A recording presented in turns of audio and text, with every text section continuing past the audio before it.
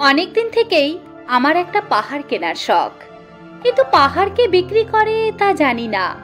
যদি তার দেখা পেতাম দামের জন্য আটকাতো না। আমার নিজস্ব একটা নদী আছে, সেটা দিয়ে দিতাম পাহাড়টার বদলে। কে না জানে পাহাড়ের চেয়ে নদীর দামই বেশি। পাহাড় স্থানু, নদী বহমান।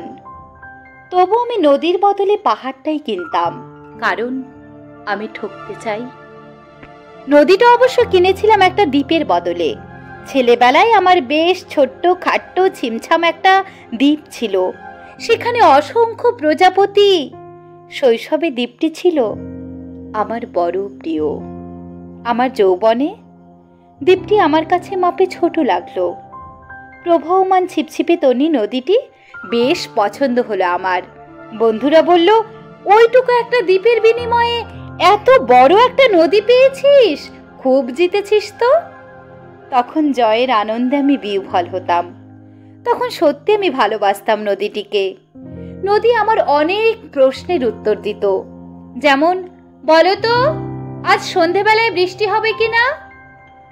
সে বলতো, আজ এখানে দক্ষিণ গরম হাওয়া, শুধু একটি ছোট্ট দ্বীপে বৃষ্টি, সে কি প্রবল বৃষ্টি, যেন একটা উৎসব।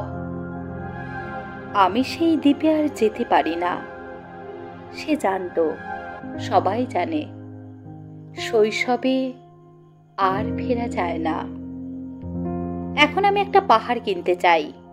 সেই পাহাড়ের পায়ের কাছে থাকবে গহন অরণ্য। আমি সেই অরণ্য পার হয়ে যাব, তারপর শুধু রুক্ষ কঠিন পাহাড়, একেবারে চূড়ায়। মাথার খুব কাছে আকাশ, নিচে বিপুলা পৃথিবী, চরাচরের তীব্র নির্জনতা। আমার কণ্ঠস্বর সেখানে কেউ শুনতে পাবে না। আমি ঈশ্বর মানি না, তিনি আমার মাথার কাছে ঝুঁকে দাঁড়াবেন না। আমি শুধু 10 দিককে উদ্দেশ্য করে বলবো, প্রত্যেক মানুষই অহংকারী। এখানে আমি একা, এখানে আমার কোনো অহংকার নেই। এখানে জয়ী হবার বদলে ক্ষমা চাইতে ভালো লাগে। হে 10 দিক, আমি কোনো দোষ করিনি, আমাকে ক্ষমা করো।